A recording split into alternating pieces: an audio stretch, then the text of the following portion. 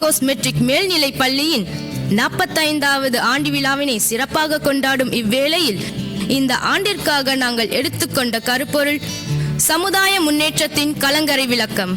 மாணவர்களின் கல்வி நலனில் அக்கறை கொண்ட நாங்கள் மாணவர்களின் எதிர்கால சமுதாய வளர்ச்சிக்கும் கலங்கரை விளக்கமாய் செயல்படுகின்றோம் என்பது பெற்றோராகிய தாங்கள் அறிந்ததே. கல்வி முன்னேற்றம் மட்டும் இல்லாமல் சமுதாய முன்னேற்றத்திலும் எங்கள் பள்ளி மாணவர்களின் பங்களிப்பு சிறப்பாகவே உள்ளது. நம் நாடு கல்வி, மருத்துவம், விவசாயம், பொருளாதாரம், அறிவியல் ஆராய்ச்சி என அனைத்து துறைகளிலும் சாதனை படைத்து வருகிறது. ஒருபடி மேலாக நிலவில் வீடு கட்டலாமா, செவ்வாய் கிரகத்தில் விவசாயம் செய்யலாமா என்ற ஆராய்ச்சியும் நடந்து கொண்டுதான் இருக்கிறது. செயற்கை நுண்ணறிவின் கருவில் உருவாகி குழந்தையாக பிரசவித்த மரணமில்லா மாமனிதர்கள் ரோபோக்கள் அறிவியல் ஆராய்ச்சியின் சாதனையாக போற்றப்படுகிறது. இந்த செயற்கை நுண்ணறிவின் குழந்தைகள் இன்றும் எதிர்காலத்திலும் சமுதாய முன்னேற்றத்திலும் எந்த அளவுக்கு தாக்கத்தை ஏற்படுத்த போகிறது என்ற கற்பனை கதைக்களமே எங்கள் நாடகம். காட்சி 1, இடம் வீடு. நல்ல காலம் பிறக்குது, நல்ல காலம் பிறக்குது, நல்ல மழை பெய்யணும், நாடு செழிக்கணும், நல்ல காலம் பிறக்குது, நல்ல காலம் பிறக்குது. சொல்லடி ஜக்கம்மா, நல்ல காலம் பிறக்குது, நல்ல காலம் பிறக்குது. அந்தரத்துல செடி முளைக்குது, பருத்தியில சேலை காய்க்குது. புது மனுஷன் பிறந்தாச்சு, கையிருக்கு, கால் இருக்கு, கண்ணும் காதும் கூட இருக்கு. கனப்பொழுதில் வேலை முடிஞ்சிருது. நல்ல காலம் பிறக்குது, நல்ல காலம் பிறக்குது. சொல்லடி ஜக்கம்மா, நல்ல காலம் பிறக்குது, நல்ல காலம் பிறக்குது.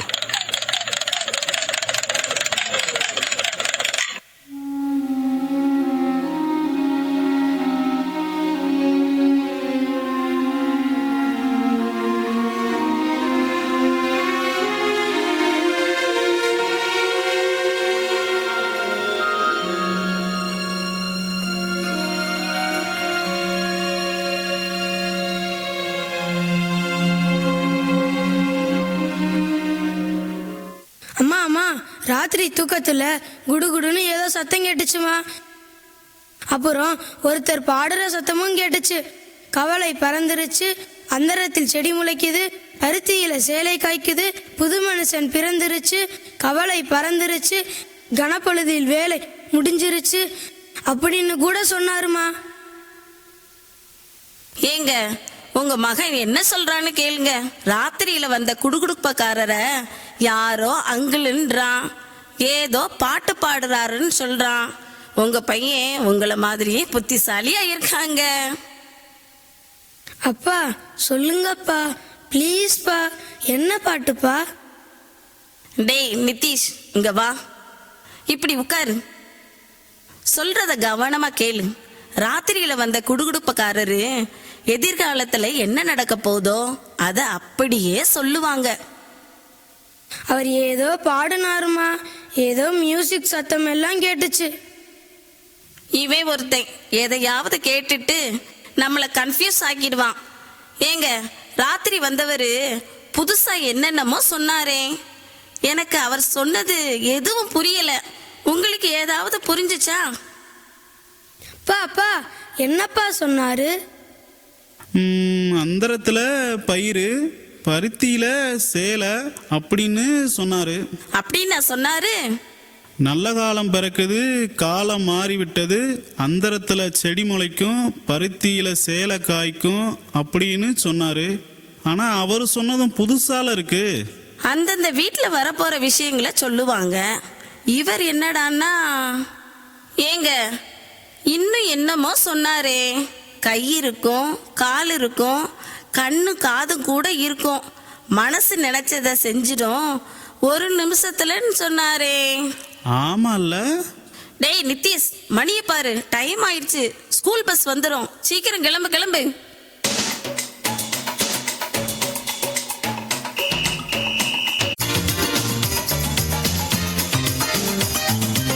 காட்சி 2, இடம் வகுப்பறை. பங்கு பெறுவோர் டீச்சர் ராகுல், நிதிஷ், ஆஷிக், டேவிட் மற்றும் மாணவர்கள். Good morning.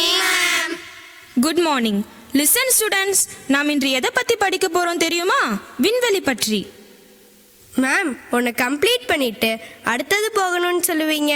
நேத்து பூமி பத்தி தானே சொன்னீங்க? ஆமா ஆமா, அதுக்கு என்ன இப்போ? பூமியில இன்னும் எங்க ஊரு, கஞ்சிக்கா ஊரு, இதை பத்தி எல்லாம் படிக்கல. நாட்டி பாய், சிட் டவுன். மேம், எனக்கு ஒரு விஷயத்தை பற்றி தெளிவு வேணும் மேம். என்ன, நீ யாரை பத்தி தெரிஞ்சுக்கணும்? நோ மேம், நைட்டு ஒரு அங்கிள் வந்து கையில் ஏதோ ஒன்று வச்சுக்கிட்டு ஒரு பாட்டு பாடினாரு மேம். அவரை எங்கள் அம்மா ஏதோ ஒரு பெயர் சொன்னாங்க மேம். எஸ் மேம், எங்க தெருக்கும் வந்ததா எங்க அம்மா சொன்னாங்க. அவரு குடுகுடுப்புக்காரரா மேம். ஓ, அவங்கள சொல்றீங்களா? மேம், குடுகுடுப்ப அங்கிள் பாடின பாட்டு உங்களுக்கு தெரியுமா மேம்? டேய், அது பாட்டு இல்லடா, அது அவங்க அந்த நேரத்துல என்ன தோணுதோ அதை சொல்லுவாங்க. மேம், எங்கள் அம்மா சொன்னாங்க அந்தரத்தில் முடி முளைக்குமா.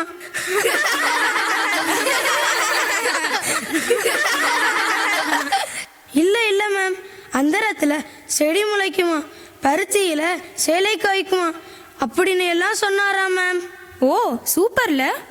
அவர் நல்லா படிச்சவரா இருப்பார் போல. ஓகே, டைம் ஆயிடுச்சு, நாளைக்கு பார்க்கலாம்.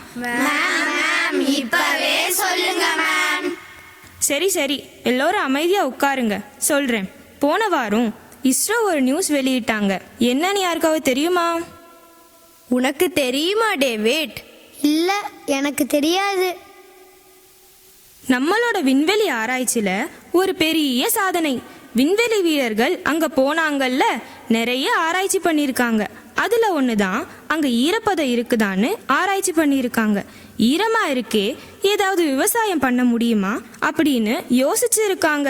செடி முளைக்குமான்னு கொஞ்சம் விதையையும் தூவி விட்டாங்களாம். முளைச்சுதா மேம்? ஜோரா முளைச்சு வருதான் ஸ்டூடெண்ட்ஸ். முளைக்க ஆரம்பிச்சிருச்சு. இன்னும் கொஞ்ச நாளையில இலையெல்லாம் வந்துரும்னு சயின்டிஸ்ட் சொல்றாங்க. அதைத்தான் அந்த குடுகுடுப்புக்காரர் அந்தரத்துல செடி முளைக்கும், பருத்தியில சேலை காய்க்கும்னு சொல்லியிருக்காரு. மேம், இன்னொன்னும் சொன்னாரு மேம். கை இருக்கு, கால் இருக்கு அப்படின்னு கூட சொன்னாரு மேம். டேய், குடுகுடுப்பைக்காரரு நம்மளை சுத்தி என்ன நடக்குதுன்னு எப்படி கவனிக்கிறாருன்னு பாருங்க. என்ன மேம் சொல்றீங்க? ஆமாடா, டெக்னாலஜியில நம்ம எவ்வளோ முன்னேறி இருக்கோம், அதை தாண்டா அவர் சொல்லியிருக்காரு. அதுக்கும் குடுகுடுப்பை அங்கிள் சொன்னதுக்கும் என்ன மேம் சம்பந்தம்? இருக்குடா விஷயம். இன்றைக்கு செயற்கை நுண்ணறிவு பயங்கரமா வளர்ந்துட்டு வருது. மனித மூளை கண்டுபிடித்த இன்னொரு மனிதன் தான் அது. அதனால தான் அவரு கை இருக்கு, கால் இருக்குன்னு சொல்லியிருக்காரு.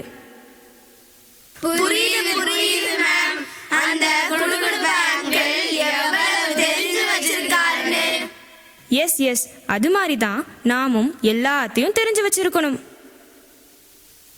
மேம், எனக்கு ஒரு டவுட் மேம். ராகுலுக்கு எப்பவுமே டவுட்டு தான். சரி, இங்க கவனிங்க. ராகுல், உன்னோட டவுட் என்ன? மேம், டெக்னாலஜி எல்லாம் இப்படி வளர்ந்துக்கிட்டே போனா எப்படி மேம் இருக்கும் நம்மளோட எதிர்காலம்? பார்த்துக்கலாம் எப்படி இருக்கும்னு. காட்சி 3.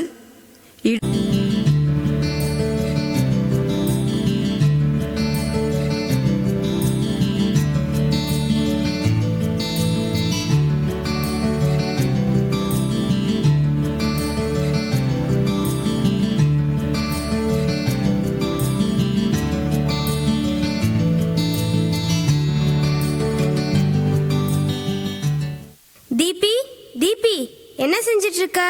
நேரம் ஆயிடுச்சுல. பொறு, இதோ 2 நிமிஷத்துல ரெடி ஆயிடுவேன். வயிற்றை நிரப்பிக்கிட்டு இருக்கேன். ஏன் இப்போ? நைட்லயே இந்த வேலையெல்லாம் செஞ்சிருக்கலாம்ல. தூங்கிட்டேன்ப்பா. சோபியா கிட்ட சொல்லி இருந்தேன், அவ மறந்துட்டா.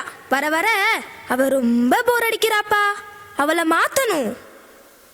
தீபிகா, என்ன மாத்த போறியா? பார்த்துக்கிட்டே இரு, உன்னை நான் மாத்துறேன். பாப்போம். உன்னை மும்பையில போய் மாத்துறேன். அப்பதான் உனக்கு என்னோட அருமை தெரியும். பார்க்கலாம் பார்க்கலாம். சரி சரி விடுங்க, வந்து பார்த்துக்கலாம். நாங்க மலையேற்றம் போறோம், நீயும் வரியா சோஃபியா? நோ, எங்க வேகத்துக்கும் உன்னோட வேகத்துக்கும் சரி வராது. நீங்க போகலாம். சோஃபியா பயங்கர ஸ்பீடு, நமக்கு ஒத்து வராது. சோம்பேறியானா நல்லா ஆக்டிவா தான் இருக்கு. சோஃபியா மாதிரி ஆளுங்களோட ரொம்ப தொந்தரவாயிடுச்சுப்பா. நாம தானப்பா அது வேணும்னு உருவாக்கணும். ஆர்டிஃபிஷியல் இன்டெலிஜென்ட் அப்படின்னு பேரு கூட வச்சோம். இப்ப போய் அழுத்துக்கிட்டா எப்படி? டாரதி, உனக்கு ஒன்று தெரியுமா? ஒரு 20-30 வருஷத்துக்கு முன்னாடி நம்ம முன்னோர்கள் எல்லாம் பச்சையா உணவுகளை வேக வைக்காம அப்படியே சாப்பிடுவாங்களாம். அப்ப உப்பு, காரம், புளிப்பு எல்லா சுவையும் தெரியுமா, டேஸ்டியா இருக்குமா. நிஜமாவாப்பா? வாவ், நினைச்சு கூட பார்க்க முடியல. யா அப்புறம் அவங்க உணவு எல்லாம் சாலிட், லிக்விட் இப்படி வகை வகையா இருக்குமாம்பா. உண்மையாவா? ஓ, அவங்கெல்லாம் அதிர்ஷ்டசாலிகள்ப்பா. அது மட்டும் இல்ல, எண்ணெயில பொரிச்சு ஆவியில வேக வச்சு விதவிதமா சமைச்சு சாப்பிடுவாங்கன்னா பாத்துக்கோயேன். நீ சொல்ல சொல்ல டேஸ்ட் பண்ணணும் போல இருக்கு. உனக்கு ஒன்று தெரியுமா? அவங்க சாப்பாட்டுக்கு தேவையான எல்லாத்தையுமே அவங்களே விவசாயம் செஞ்சிடுவாங்களாம். சபாஷ், வாய்ப்பே இல்லை. ஆமாம்பா, நிறைய விதையெல்லாம் விதைச்சு வளர்ந்த பின்னாடி அந்த செடிய அவ்வளவு கண்ணும் கருத்துமா பார்த்துப்பாங்கன்னா பாரேன். ஓ, நைஸ்பா. இன்னொன்று தெரியுமா? நிறைய அனிமல்ஸ் கூட வளர்ப்பாங்களாம். என்னப்பா சொல்ற நீ? நம்பவே முடியல. ஆனா ரொம்ப ஆச்சரியமா இருக்குப்பா. ஆமா தீபி, நிறைய பறவை எல்லாம் வளர்ப்பாங்களாம். அது மட்டும் இல்லை, அடிக்கடி வேட்டைக்கும் போவாங்களாம். அவங்க வாழ்க்கைய நம்ம நினைச்சு கூட பார்க்க முடியல. ஒன்று தெரியுமா? பாரதின்னு ஒரு மகா கவிஞர் இருந்தாராம். அவர் என்ன சொல்லியிருக்கிறார் தெரியுமா? காக்கை குருவி எங்கள் ஜாதி, நீல் கடலும் மலையும் எங்கள் கூட்டம் அப்படின்னு பாடியிருக்காரு. ஓ, நைஸ்பா. எப்படிப்பா உயிருள்ள பொருள், உயிரற்ற பொருள் இப்படி எல்லாத்துட்டையும் அவ்வளோ அன்பா இருந்திருக்காங்க. அருமைப்பா. இன்னொன்று தெரியுமா ஃப்ரெண்ட்ஸ்? ராத்திரி எல்லாம் தூங்கிடுவாங்களாம். தூங்கிடுவாங்களா? என்ன சொல்ற? What is the meaning of தூங்குறது? நல்ல தூக்கம் என்பது மெத்தையில படுத்து 7 மணி நேரம் ஓய்வெடுப்பது. இல்ல, நீ சொல்றத என்னால நம்பவே முடியல. ஃப்ரெண்ட்ஸ், நவீன உலகில் வாழ்ந்தாலும் நம்முடைய வாழ்க்கை முறை அன்பு, பாசம் போன்ற உணர்வுகள் நிறைந்த வாழ்க்கை தான் நம் வாழ்க்கை. ஓகே, பாப்போம். தெரிஞ்சவங்க யார்கிட்டயாவது கேட்போம். இது ஆராய்ந்து பார்க்கக்கூடிய விஷயம்தான். சரி தீபி, ஷாப்பிங் வேற போகணும். கிளம்பு. ஷாப்பிங்? என்ன ஷாப்பிங்? புதுசா பேரண்ட்ஸை வாங்கிட்டு வர போறோம். ஆமா சோஃபியா. ஏன் இப்ப இருக்கிற பேரண்ட்ஸ் என்ன ஆச்சு? அவங்க ரொம்ப ஓவர்ப்பா. எப்பவும் எதையாவது சொல்லிக்கிட்டே இருக்காங்க, கண்ட்ரோல் பண்றாங்க. அதை செய்யாத இதை செய்யாதன்னு ஆர்டர் பண்ணிட்டு இருக்காங்க. அவங்கெல்லாம் நமக்கு ஒத்து வராது. பேரண்ட்ஸ்னா அப்படி தப்பா இருப்பாங்க. அவங்களுக்கு எல்லாம் தெரியும். எதை எப்ப எப்படி செய்யணும் அப்படின்னு புரியும். சோ நம்மள சரியா வச்சுக்க வழிகாட்டுவாங்க. இல்ல, எங்களுக்கு எல்லாம் தெரியும் சோஃபியா. எங்களை யாரும் கண்ட்ரோல் பண்ணக்கூடாது, கைடும் பண்ணக்கூடாது. நாங்க என்ன விரும்புறோமோ அதை செய்வோம். இப்ப நான் சொல்றது பேரண்ட்ஸ்க்கு மட்டும் இல்ல, உனக்கும் சேர்த்துதான். நோ, என்னால முடியாது. நீங்க சொல்றபடி எல்லாம் ஆட நான் ஒன்னும் சாவி கொடுத்த பொம்மை இல்லை. அதனாலதான் சொன்னேன் உன்னை மாத்த போறேன்னு. என்னது? நீங்க யாரு என்னைய மாத்துறது? நானே உங்களை மாத்துறேன்.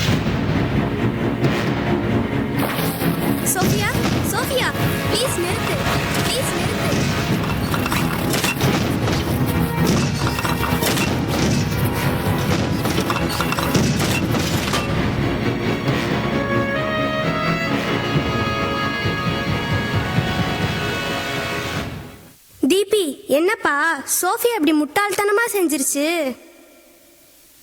புரியுது டாரதி. மனிதர்கள் கண்டுபிடிச்ச டெக்னாலஜி மனிதர்களையே அழிக்கிறது.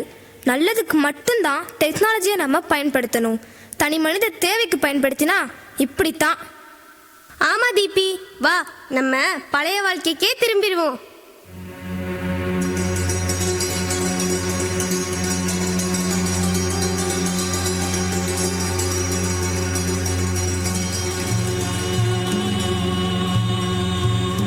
தீபிகா தூக்கத்தில் இருந்து எழுதல்.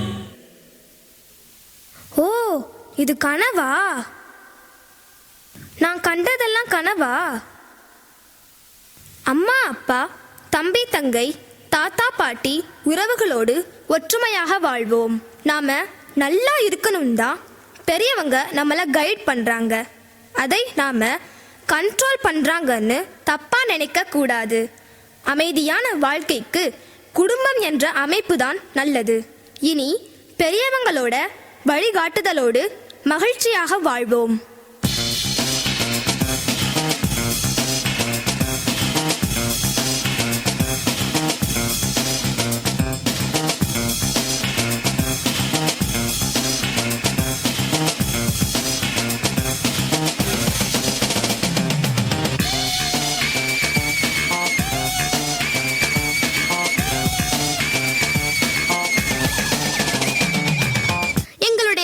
காவியத்தை கண்டு கழித்திருப்பீர்கள். இது எங்கள் கற்பனை மட்டுமன்று, இனி எதிர்வரும் காலங்களில் நிகழப்போகும் உண்மையே. கடந்த 75 ஆண்டுகளில் எல்லா துறைகளிலும் மிகப்பெரிய வளர்ச்சி கண்டுள்ள இந்தியா விவசாயம் சார்ந்த தொழில்நுட்பத்தில் வளர்ச்சி அடைந்துள்ளதே ஒழிய விவசாயத்தில் வளர்ச்சி பெறவில்லை. விவசாயம் தடைப்பட்டு விளைநிலங்கள் குறைந்து கொண்டே வருகிறது. 2000 ஆண்டிற்கு முன்பு வரை எங்கோ ஓரிடத்தில் இலைமறை காயாக இருந்த செயற்கை கரித்தரித்தல் மையங்கள் இன்று தெருவிற்கு தெரு புற்களாய் முளைத்துள்ளது. காரணம் தற்போதைய உணவு முறை. கலப்பினமில்லாத ஏன் செயற்கை மருந்துகள் கூட தெளிக்காத ஒரு பாரம்பரிய உணவை காட்டிவிடுங்கள் பார்ப்போம். தொழில்நுட்பம் என்ற பெயரில் எல்லா துறைகளிலும் வளர்ச்சியடைந்த இந்தியா விவசாயத்தில் வளர்ச்சியடையவில்லை. விவசாயத்திற்கு நிலங்களே இல்லாமல் போகும் நிலை வெகு தொலைவில் இல்லை.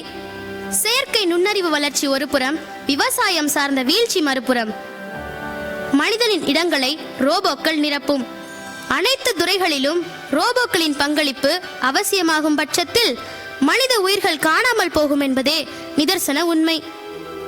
செயற்கை நுண்ணறிவு மீறி மனிதவளம் காக்கப்பட வேண்டும் என்பதே சமூக நலனில் அக்கறை கொண்ட எங்கள் கருத்தாகும். அடுத்த சந்ததியினரின் முன்னேற்றத்தின் கலங்கரை விளக்கமாக நாம் அனைவரும் வழிகாட்டுவோம் என்று உறுதியேற்போம். விவசாயம் காப்போம், பாரம்பரிய உணவு முறை காப்போம், மனிதவளம் காப்போம். நன்றி, வணக்கம்.